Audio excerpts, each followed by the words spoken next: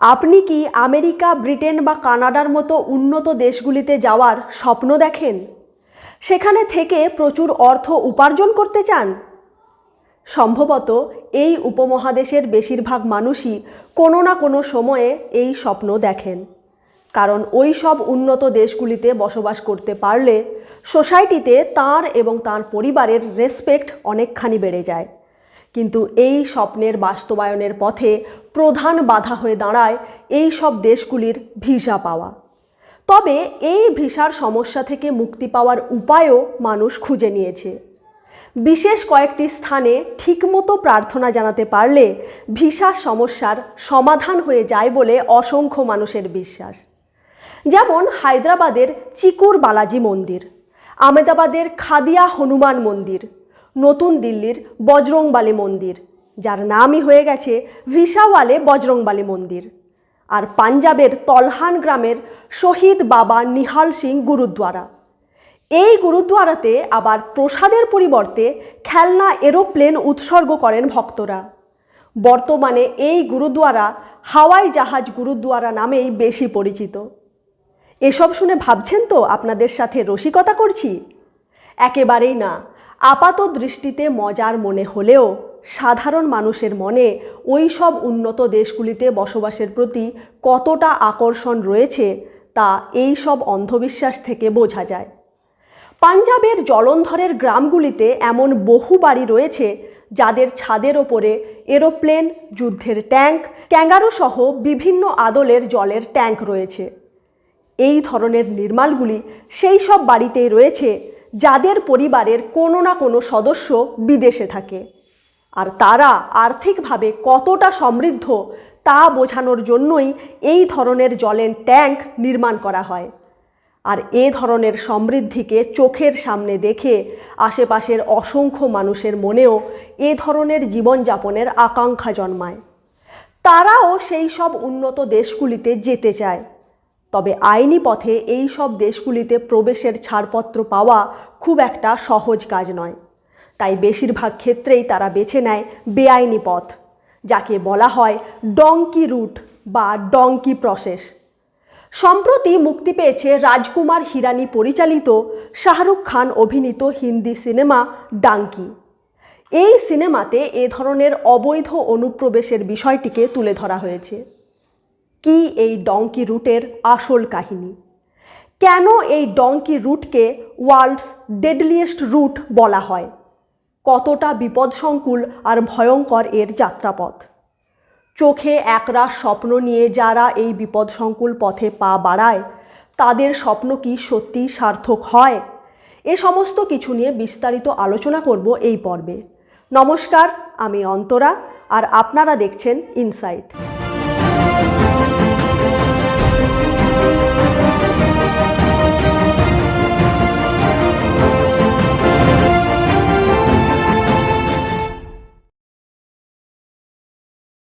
হরিয়ানার ক্যাথালের বাসিন্দা, পেশায় কৃষক গুরলাল সিং তাঁর স্ত্রী ও 2 সন্তান নিয়ে বসবাস করছিলেন।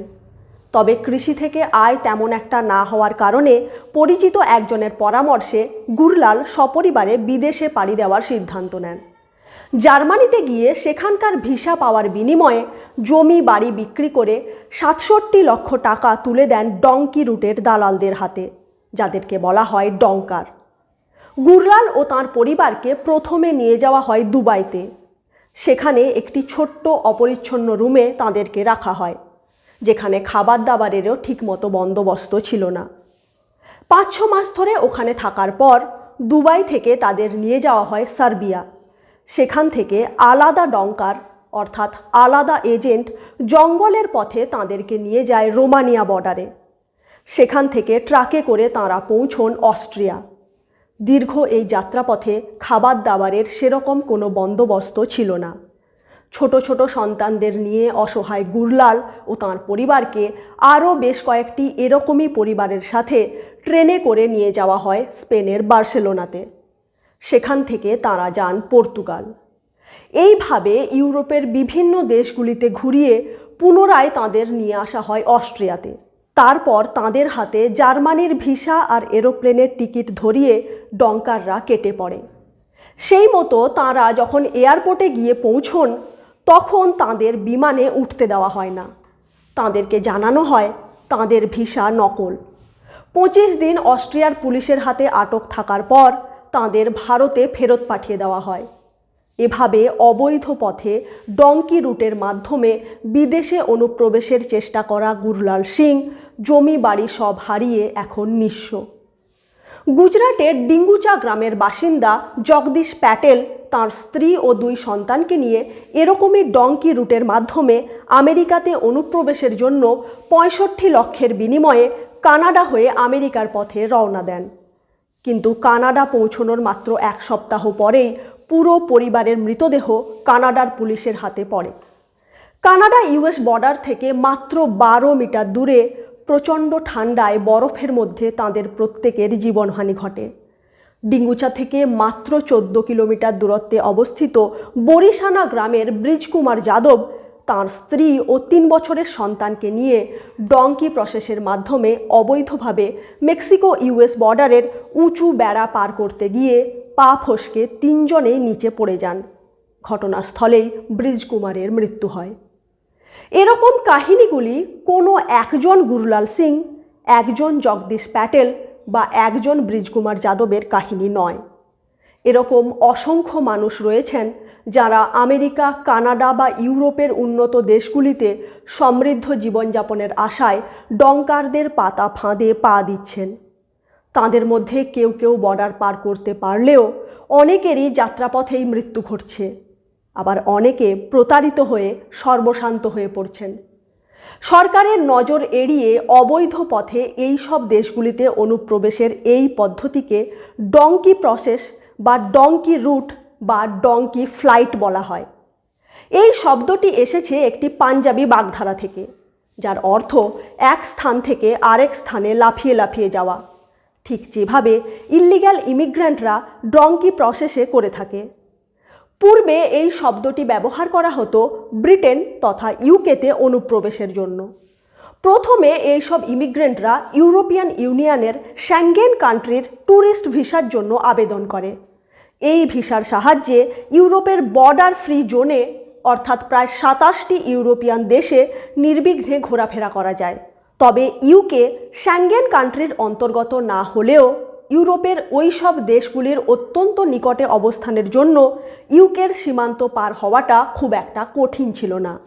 আর রিপোর্ট অনুযায়ী 1 দশক পূর্বেও প্রতি বছর প্রায় 150 ভারতীয় অনুপ্রবেশকারীকে ইউকে থেকে দেশে ফেরত পাঠানো হতো। তবে সময়ের সাথে সাথে ইউকের গুরুত্ব কমেছে আর আমেরিকার গুরুত্ব বহু গুণ বৃদ্ধি পেয়েছে। তাই গত কয়েক দশক ধরে নতুন সুযোগের আশায় কাজের সন্ধানে দলে দলে মানুষ আমেরিকার উদ্দেশ্যে পাড়ি দিচ্ছে। আমেরিকার ইল্লিগ্যাল মাইগ্রেন্টদের সোর্স হিসেবে ভারত 5ম স্থানে রয়েছে। ভারতের আগে রয়েছে 4টি দেশ: মেক্সিকো, গুয়াতেমালা, এল সালভাদোর এবং Honduras. US customs and border প্রোটেকশনের দেওয়া তথ্য অনুযায়ী 2022-এর অক্টোবর থেকে 2023-এর সেপ্টেম্বর পর্যন্ত মোট প্রায় 1 লক্ষ ভারতীয় অবৈধভাবে আমেরিকাতে অনুপ্রবেশ করেছে।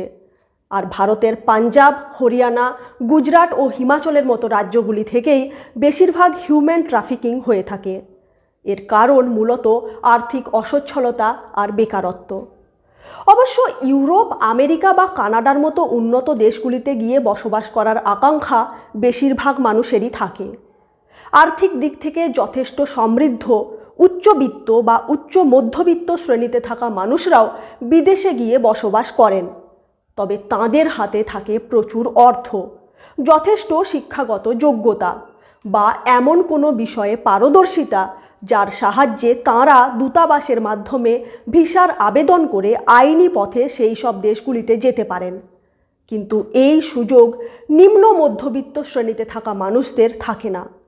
যথেষ্ট শিক্ষাগত যোগ্যতার অভাবে বা IELTS-এর মতো কম্পিটিটিভ পরীক্ষায় ভালো স্কোর করতে না পারার জন্য অধিকাংশ ক্ষেত্রেই ভিসার আবেদন নামঞ্জুর হয়ে যায়। তখন ডঙ্কি প্রসেস ছাড়া ওই সব দেশগুলিতে প্রবেশের অন্য কোনো পদ্ধতি তাঁদের হাতে থাকে না। আবার অনেকে এমনও রয়েছেন যারা বুঝতেই পারেন না যে তারা অবৈধ ডঙ্কি প্রসেসের অন্তর্ভুক্ত হয়ে গেছেন।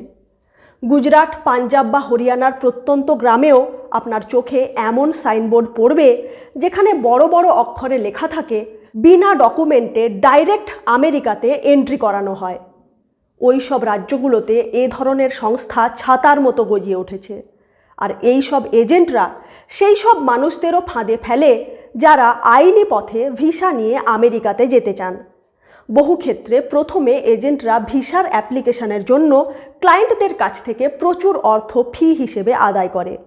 তারপর কয়েক মাস পরে তাদেরকে জানানো হয় যে তাদের ভিসা অ্যাপ্লিকেশন রিজেক্ট হয়ে গেছে, আমেরিকায় যেতে হলে এবার ডঙ্কি রুটের মাধ্যমেই যেতে হবে। আর ততদিনে আমেরিকায় গিয়ে নতুন জীবন শুরু করার প্রত্যাশায় বসে থাকা মানুষদের আকাঙ্ক্ষা বেড়ে গেছে বহুগুণ। তাই তাঁরা এই সব এজেন্ট তথা ডঙ্কারদের পাতা ফাঁদে পা দিয়ে ফেলেন। অর্থাৎ সোজা ভাষায় বলতে গেলে এ ধরনের অবৈধ পথে আমেরিকাতে দু ধরনের মানুষ যান। প্রথমত তাঁরা যারা জানেন যে তাঁরা ডঙ্কি রুটে আমেরিকা যাচ্ছেন, আর এজেন্টরা এর জন্য তাঁদের কাছ থেকে 20 থেকে 60 লক্ষ টাকা পর্যন্ত আদায় করে। আর দ্বিতীয়ত তাঁরা যারা জানেনই না যে তারা ডঙ্কি রুটের মাধ্যমে বেআইনি পথে আমেরিকাতে অনুপ্রবেশ করতে চলেছেন।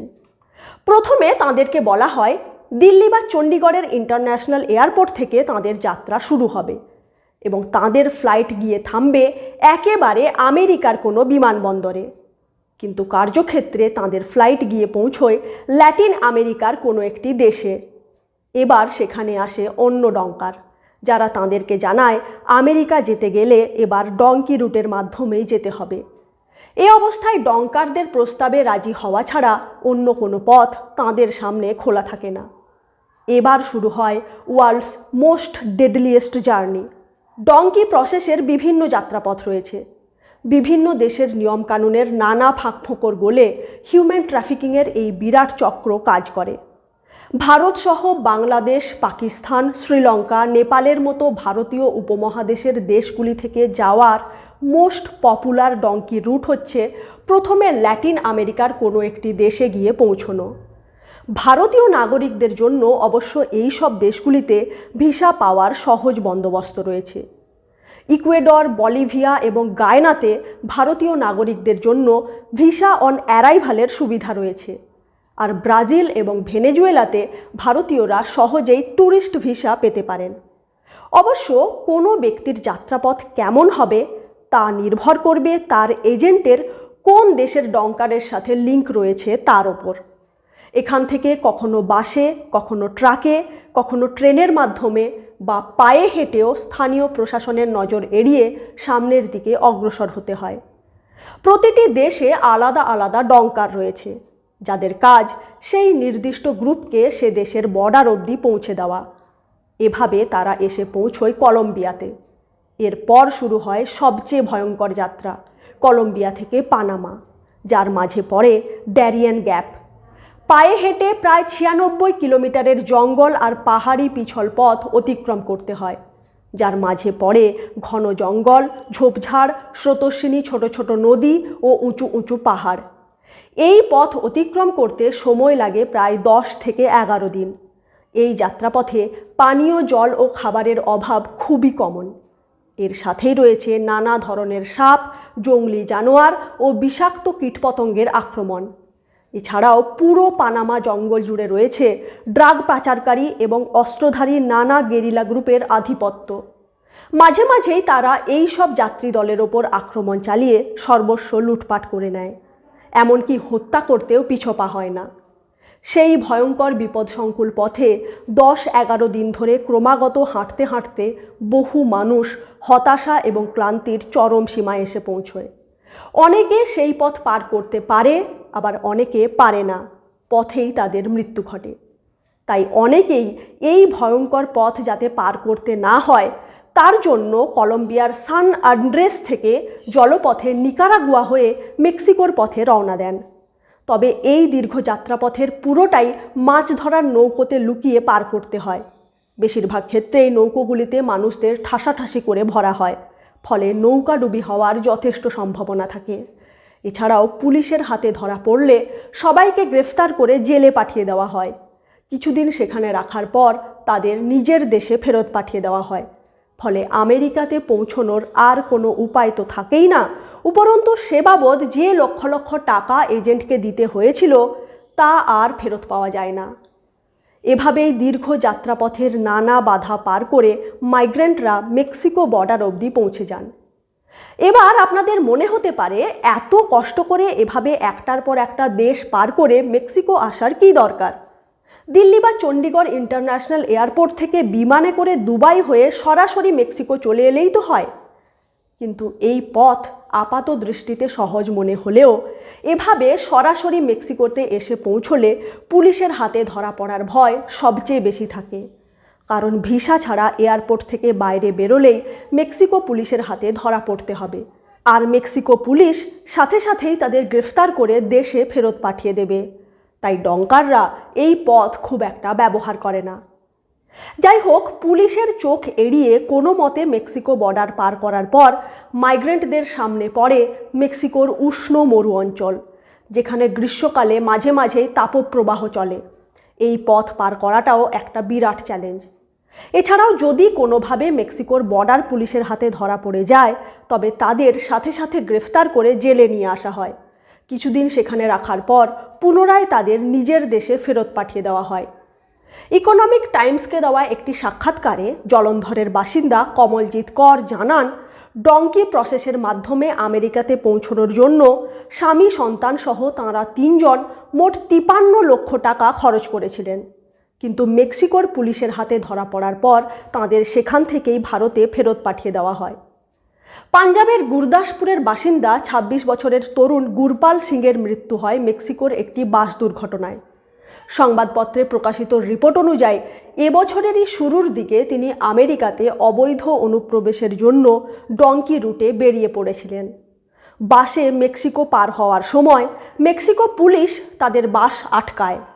পুলিশের হাত থেকে বাঁচার জন্য দ্রুত গতিতে বাস চালানোর সময় দুর্ঘটনায় পড়ে সেই বাসটি, আর তাতেই মৃত্যু হয় ওই তরুণের।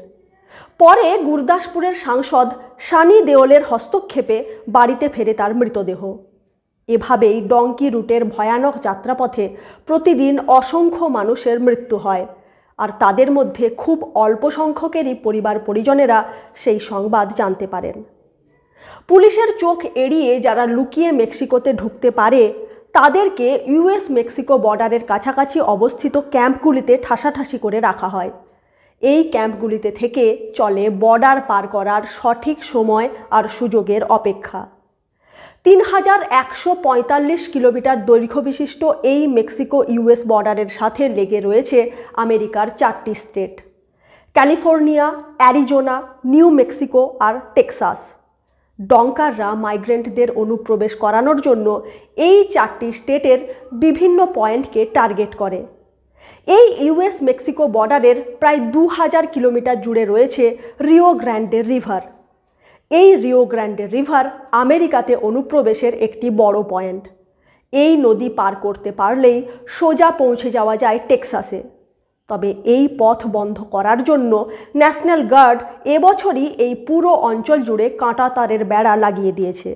অবশ্য তারপরেও বেআইনি অনুপ্রবেশ বন্ধ হয়নি। রিও গ্র্যান্ডে রিভার বাদ দিয়ে বর্ডারের বাকি 1125 কিলোমিটার জুড়ে রয়েছে বিরাট উঁচু সীমান্ত প্রাচীর, যার বেশ খানিকটা অংশ ট্রাম্প জমানায় নির্মিত হয়েছে। এই সীমান্ত প্রাচীরের উঁচু দেওয়াল পার করা ভীষণ কষ্টকর আর ঝুঁকিপূর্ণ একটি কাজ। এই বর্ডার পার করার সময়ে বেশ কিছু জনকে মেক্সিকো বর্ডার পুলিশ গ্রেফতার করে নেয়। তবে ঘুষের বিনিময়ে পুলিশের হাত থেকে ছাড়া পাওয়াও যায়। এছাড়াও প্রাচীরের উঁচু দেওয়াল থেকে পড়ে বহু মানুষের মৃত্যুও ঘটে, যেরকমটা ঘটেছে গুজরাটের ব্রিজকুমার যাদবের ক্ষেত্রে। এবার আপনাদের মনে প্রশ্ন জাগতে পারে যে এত ঝুঁকি নিয়ে ল্যাটিন আমেরিকার একের পর এক দেশ পার করে সর্বোপরি ড্যারিয়েন গ্যাপের মতো ভয়ঙ্কর অঞ্চল পায়ে হেঁটে পার হয়ে মেক্সিকো আসার কী দরকার? আমেরিকার উত্তর প্রান্তে অবস্থিত কানাডার সাথেও তো 8891 কিলোমিটার দীর্ঘ বর্ডার রয়েছে আমেরিকার, যে বর্ডার বিশ্বের দীর্ঘতম ইন্টারন্যাশনাল বর্ডার। তা পার হয়েও তো আমেরিকাতে প্রবেশ করা যায়। তবে 2023 সালের রিপোর্ট অনুযায়ী বিভিন্ন দেশ থেকে আসা ইলিগ্যাল ইমিগ্র্যান্টরা যারা বেআইনি পথে আমেরিকাতে অনুপ্রবেশ করেছে তার 77% ঘটেছে ইউএস মেক্সিকো বর্ডারের মাধ্যমে, আর মাত্র 6% ঘটেছে ইউএস কানাডা বর্ডারের মাধ্যমে। আর এই 2023-এরই রিপোর্ট অনুযায়ী ভারতীয়রা অনেকাংশে ইউএস কানাডা বর্ডারকেও বেআইনি অনুপ্রবেশের পথ হিসেবে ব্যবহার করেছে। 2014-তে যেখানে এই পথে অনুপ্রবেশকারী ভারতীয়ের সংখ্যা ছিল 100, সেখানে 2023-এ এই সংখ্যাটা বেড়ে দাঁড়িয়েছে সেখানে 2023-এ এই সংখ্যাটা বেড়ে দাঁড়িয়েছে 30,000-এ। আর অপরদিকে 2023-এই ইউএস মেক্সিকো বর্ডার পার করে আমেরিকাতে অনুপ্রবেশ করেছে 42,000 ভারতীয়। তবে ইউএস কানাডা বর্ডার দিয়ে অনুপ্রবেশের ক্ষেত্রে প্রধান বাধা এখানকার এক্সট্রিম ওয়েদার। শীতকালে প্রচণ্ড ঠান্ডা পড়ে এই অঞ্চলে, আর সে সময় এখানকার তাপমাত্রা শূন্যের অনেক নিচে নেমে -37 ডিগ্রিতেও পৌঁছে যায়। এই প্রচণ্ড ঠান্ডার কারণেই বর্ডার থেকে মাত্র 12 মিটার দূরত্বে গুজরাটের বাসিন্দা জগদীশ প্যাটেল ও তাঁর পুরো পরিবারের মৃত্যু হয়। উন্নত জীবনযাপনের আশায় দেশ ছেড়ে আমেরিকা বা কানাডার মতো সমৃদ্ধ দেশগুলিতে অবৈধ পথে অনুপ্রবেশের এই প্রবণতা শুধুমাত্র ভারতেই যে দেখা যাচ্ছে তা নয়, বিশ্বের বহু দেশ থেকেই এ ধরনের পলায়ন বাড়ছে। রাজনৈতিক অস্থিরতা আর গৃহযুদ্ধের কারণেও নিরাপদ জীবনযাপনের আশায় আফ্রিকা আর পশ্চিম এশিয়ার বিভিন্ন দেশ থেকে অসংখ্য মানুষ পালিয়ে ইউরোপ আর আমেরিকাতে ঢুকে পড়ছে।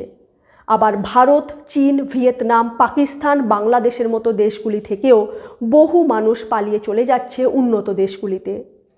সেন্টার ফর মাইগ্রেশন স্টাডিজের 2015 সালের রিপোর্ট অনুযায়ী আমেরিকাতে অবৈধ অনুপ্রবেশকারী ভারতীয়ের সংখ্যা প্রায় 4.5 লক্ষ, যেখানে অবৈধ চীনা লোকের সংখ্যা 3,87,000।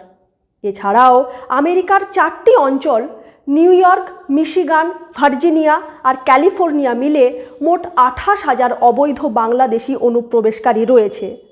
তবে এই সব অনুপ্রবেশকারীরা কোনো ক্রমে একবার আমেরিকার মাটিতে ঢুকে পড়তে পারলে পুলিশের সাথে তাদের লুকোচুরি খেলা বন্ধ হয়ে যায়।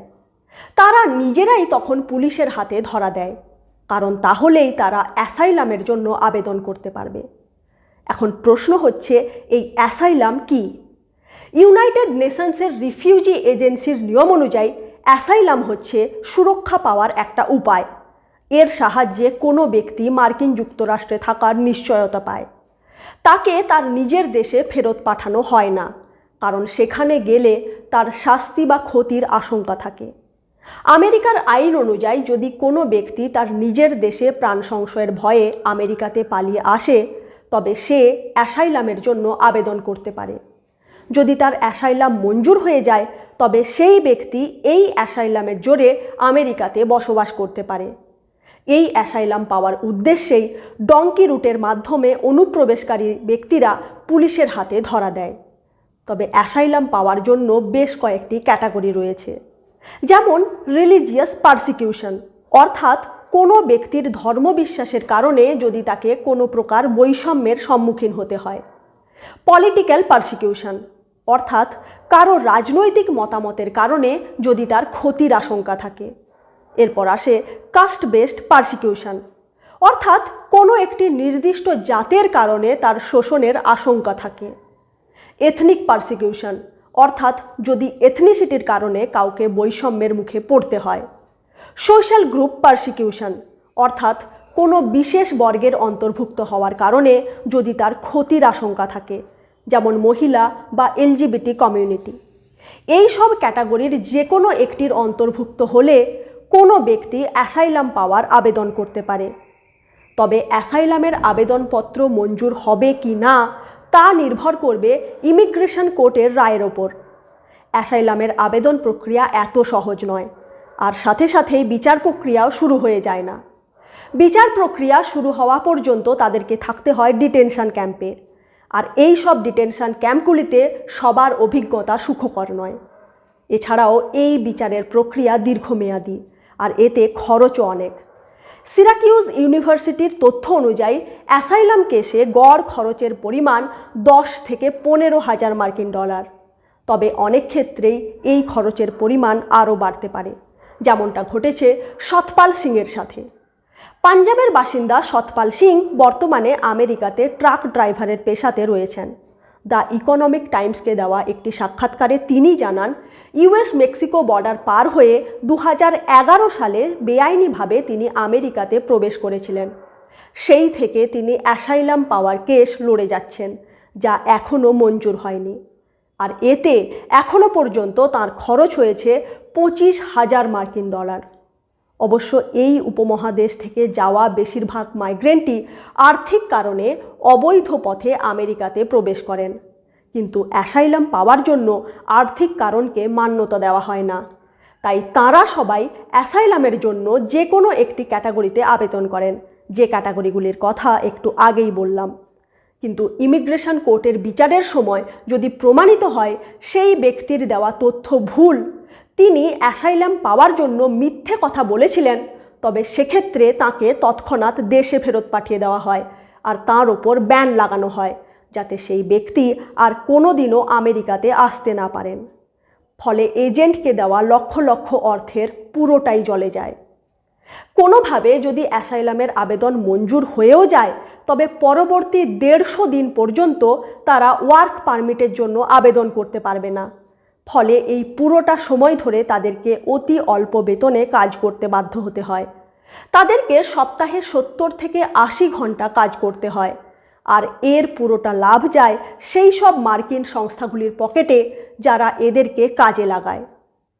ডঙ্কি রুটের মাধ্যমে যেভাবে অসংখ্য মানুষ নানা বিপদের ঝুঁকি নিয়ে উন্নত দেশগুলির দিকে ছুটে চলেছেন, এতে সেই সব মানুষদের জীবনহানি এবং অর্থহানির বিরাট সম্ভাবনা থাকলেও শুনলে আশ্চর্য হবেন, এর ফলে সেই সব উন্নত দেশগুলি আর্থিকভাবে যথেষ্ট লাভবান হচ্ছে। আমেরিকার অর্থনীতিতে এই সব অবৈধ অনুপ্রবেশকারীদের একটি গুরুত্বপূর্ণ ভূমিকা রয়েছে। এরা আমেরিকার এগ্রিকালচার, ট্যুরিজম, কনস্ট্রাকশন ও হসপিটালিটি সেক্টরে কাজ করে, যেখানে তাদের প্রাপ্য বেতন ও অন্যান্য সুযোগ সুবিধা থেকে অনেকাংশেই বঞ্চিত করা হয়, যার ফলে এই সব সেক্টরগুলি বিপুল লাভ করে। আমেরিকার অবৈধ অনুপ্রবেশকারী কমিউনিটির মোট স্পেন্ডিং পাওয়ার $82.2 বিলিয়ন মার্কিন ডলার, অর্থাৎ আমেরিকার অভ্যন্তরীণ অর্থনীতিতে প্রতি বছর $82.2 বিলিয়ন মার্কিন ডলার এই অনুপ্রবেশকারী কমিউনিটির মাধ্যমে যুক্ত হচ্ছে। আর এই পরিসংখ্যান 2020-21 সালের, যখন আমেরিকার ইমিগ্রেশন পলিসি কঠোর ছিল। পরবর্তীকালে বাইডেনের জমানায় ইমিগ্রেশন পলিসি অনেকাংশেই নমনীয় হওয়ার ফলে আমেরিকার অর্থনীতিতে এদের যোগদান আরও বেড়েছে। একবার ভেবে দেখুন, যদি কোনো দেশের অর্থনীতিতে প্রতি বছর এই পরিমাণ বিপুল অর্থ সার্কুলেট হতে থাকে, তবে সেই দেশ এই সব বেআইনি অনুপ্রবেশকারীদের আসতে বাধা দেবে কেন? তবে ডঙ্কি রুটের মাধ্যমে অবৈধভাবে বিপদসংকুল পথে, যেখানে প্রাণহানিরও আশঙ্কা রয়েছে, সেভাবে অন্য দেশে যাওয়ার কি সত্যিই কোনো যৌক্তিকতা রয়েছে? ওই সব দেশগুলিতে যাওয়ার আইনি উপায়ও রয়েছে। এছাড়াও কোথাও না গিয়ে নিজের দেশেই অনেক কিছু করার সুযোগও রয়েছে। অনেক বিকল্প পেশা, বিকল্প রোজগারেরও উপায় রয়েছে। প্রয়োজন শুধু আমাদের দৃষ্টিভঙ্গিটাকে খানিকটা বদলানো। এ ব্যাপারে আপনাদের কি মনে হয় তা কমেন্টের মাধ্যমে আমাদের অবশ্যই জানান। পর্বটি ভালো লাগলে ভিডিওটিকে লাইক করুন, শেয়ার করুন, আর এ ধরনের নানা বিষয় নিয়ে আলোচনা শুনতে সাবস্ক্রাইব করুন আমাদের চ্যানেল ইনসাইট। আগামী পর্বে আরেকটি নতুন বিষয় নিয়ে আপনাদের সাথে দেখা হচ্ছে। ভালো থাকুন, সুস্থ থাকুন, ধন্যবাদ।